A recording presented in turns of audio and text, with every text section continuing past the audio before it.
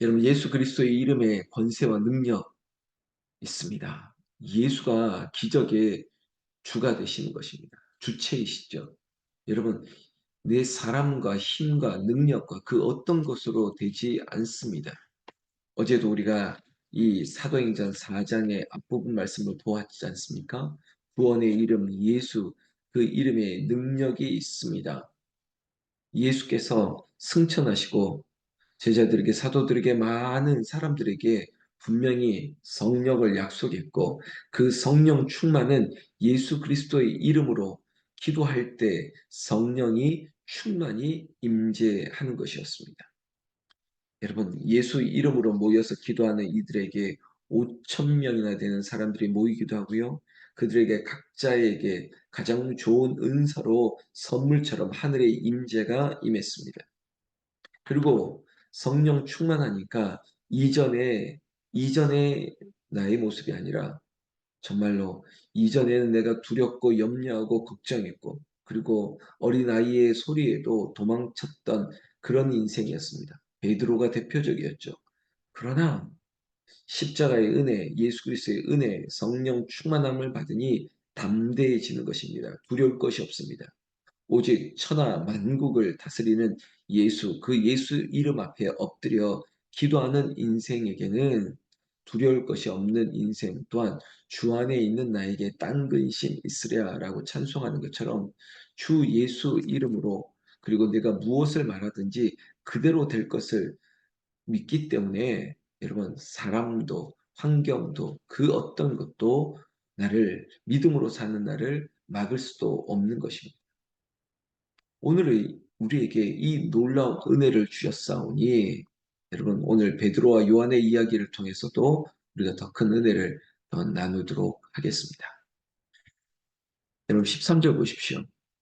베드로와 요한이 기탄 없이 말함을 보고 그 본래 학문이 없는 범인으로 알았다가 이상히 여기며 또 그 전에 예수와 함께 있던 줄도 알고 여러분 예수 믿고 성령 충만함을 입으니 놀랄 수밖에 없는 이전에 내가 아니라는 것입니다.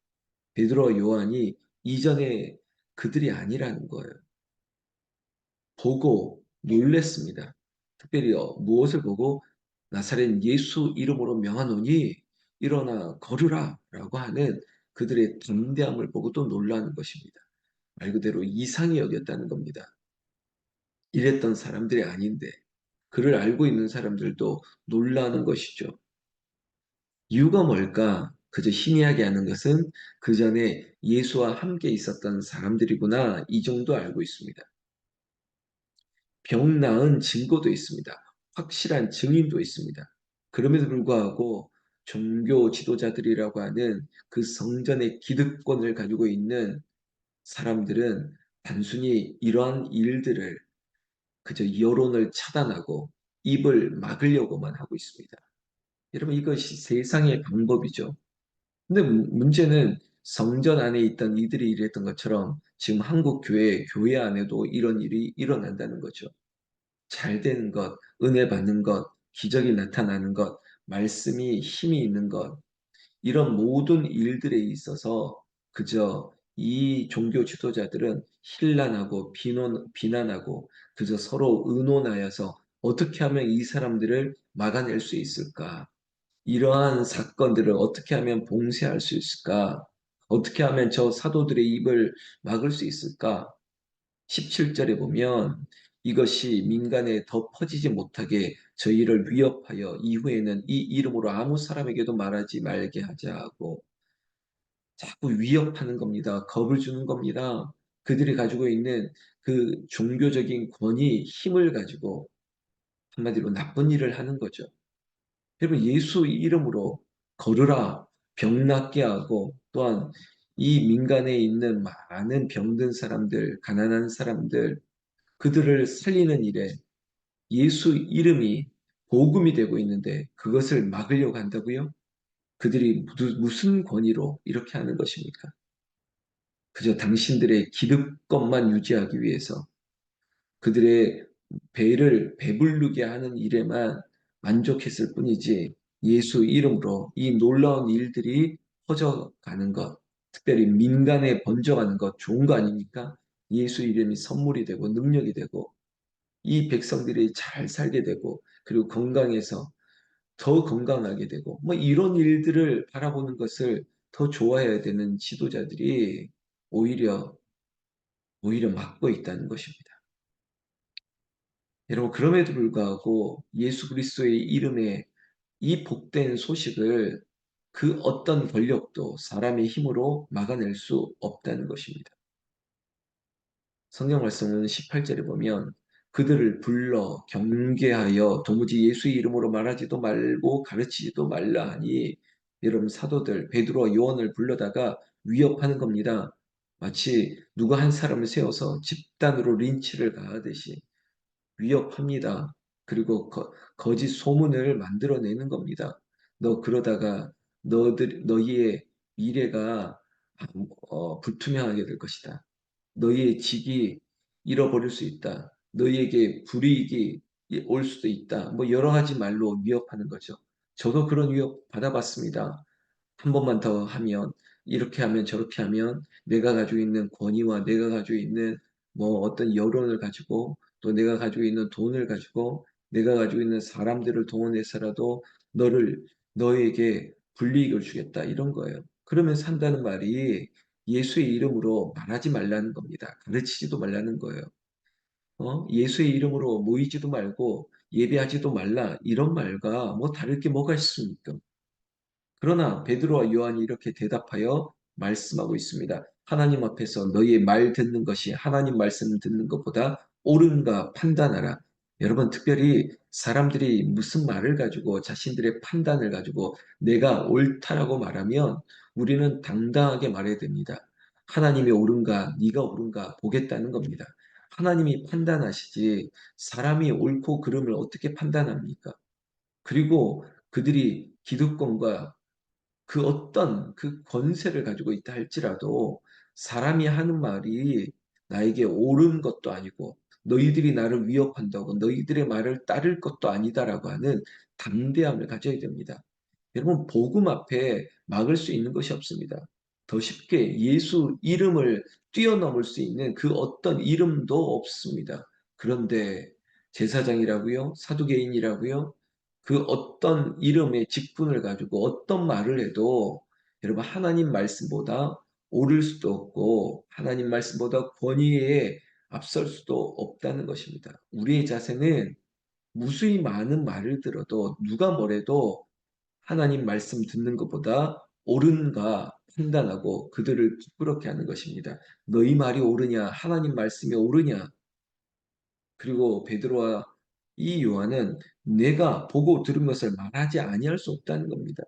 내가 믿는 예수, 나에게 가장 존귀하신 예수 이름으로 내가 감사를 표하고 내가 은혜를 표하고 내가 이렇게 예배를 드리는 이 삶을 네가 뭔데 막을 수 있느냐? 이렇게 당당하게 말하는 것이죠.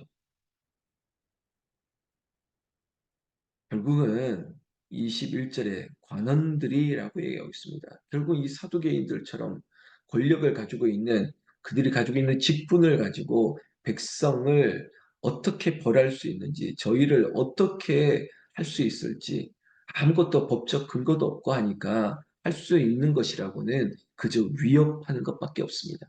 다시 위협하여 놓아 주었다는 것이죠. 여러분, 이 모든 과정, 결국 하나님께 영광을 올리면 되는 것입니다.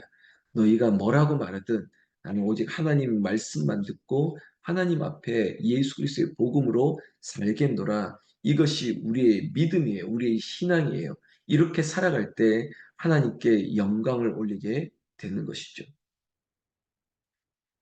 결국은 예수 이름으로 사도들이 사역을 감당할 때 그럼 많은 표적이 나타났습니다.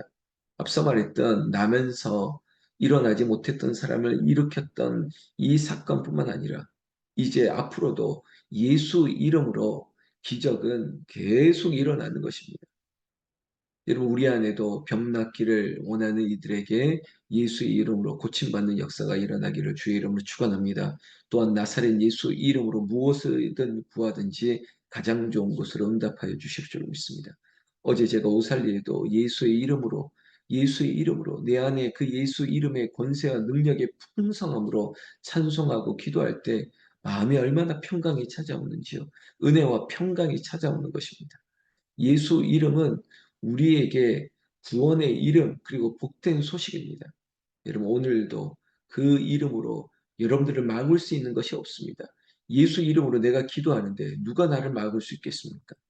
여러분 우리의 기도가 모여 있을 때 이것이 교회가 되는 것이고 교회의 기도가 되는 것입니다. 사도들이 노임을 받고 다시 그들의 모임 가운데 동료들에게 가서 되어졌던 일들을 다 말을 했습니다. 이런 보고 자체가 결국은 하나님의 영광을 돌리는 거죠. 제가 이런 일들이 저런 일들이 있습니다라고 소나무 연결을 통해서 말하는 것들이 결국은 저의 자랑도 아니고 우리의 모임에 우리의 공동체의 자랑이 되고 영광이 되기를 원한다는 것입니다. 여러분 하나님이 우리의 모임을 기뻐하시고 또한 이 모임 가운데 있는 헌신하고 또한 멀리서도 예배를 사모하고 우리의 모임 가운데 다음 세대를 위한 귀한 마음이 있는 우리 권사님, 집사님을 하나님께서 사랑하십니다. 그리고 주의 종을 위하여 그리고 종교 권력과 같은 위협함에도 불구하고 오히려 하나님의 말씀에 옳은 진리의 길을 걸었던 우리를 하나님께서 축복하신다는 것입니다. 성경 말씀 보십시오. 29절에 보면 주여 이제도 저의 위협함을 하감하옵시고 또 종들로 하여금 담대히 하나님의 말씀을 전하게 하여 주시옵소서. 왜 어려움과 왜 불편한 마음이 없겠습니까? 왜 억울하지 않겠습니까? 두렵지 않겠습니까? 그럼에도 불구하고 그거보다 더 크신 구원의 이름 예수, 능력의 이름 예수, 그 예수 이름으로 담대하게 되어지는 것입니다. 담대히 하나님의 말씀을 여러분들 가정에서도 여러분들이 제사장이 되어서 예수 이름으로 담대하게 자녀들에게 후손들에게 오늘 어버이날이라고 합니다. 여러분 우리의 믿음의 담대함은 자식들이 이런저런 얘기를 합니다. 요즘 세상이 너무 바쁘고 돈을 벌어야 되고 자식 가르쳐야 되고 이 바쁜 세상에 어떤 말을 하더라도 믿음의 부모는 말씀을 가르쳐야 됩니다. 하나님의 말씀으로 양육해야 됩니다. 우리 집안이 오직 말씀의 능력이 나타나고 예수 이름으로 기도하는 기도의 삶을 자녀들에게 가르쳐야 됩니다. 이것이 다음 세대를 향한 우리 세대 부모의 책임입니다. 이 자리에 있는 우리 권사님, 집사님들이 믿음으로 담대하게 특히 자녀들에게 하나님의 말씀을 가르쳐 주시기를 예수 이름으로 축원합니다. 여러분 이렇게 되면 여러분 손을 내밀어 병을 낫게 하옵시고 우리가 손 내밀어 주를 만져라 찬양하는 것처럼 주님 우리에게 표적같이 살아 나타나고 병고침이 나타나고 특별히 31절에 이 예수 이름으로 기도할 때 빌기를 다함에 모인 곳이 진동했다는 겁니다. 여러분 이건 하나님의 임재 역사가 나타났다는 거죠. 그리고 우리 교회 우리 공동체 안에 모인 무리들이 예수 이름으로 기도할 때 성령이 충만하게 되고 담대히 하나님의 말씀을 전하게 되었다는 것입니다. 우리의 모임이 그런 모임이 되고 또 지금 새벽을 깨우는 여러분들의 가정이 진동하고 성령이 충만하고 여러분들이 예수의 이름으로 기도할 때 잠자는 영혼들에게도 병고침과 그리고 가장 좋은 곳을 응답하시는 성령의 은사가 나타나기를 나는 우리 주 예수님의 이름으로 축원합니다. 축원합니다. 기도하겠습니다. 하나님 아버지 감사합니다. 이 새벽에 그리고 또한 이 말씀을 사도행전의 말씀이 우리에게 성령의 역사인 것을 믿는 주의 종들에게 하나님 큰 능력을 베풀어 주시옵소서.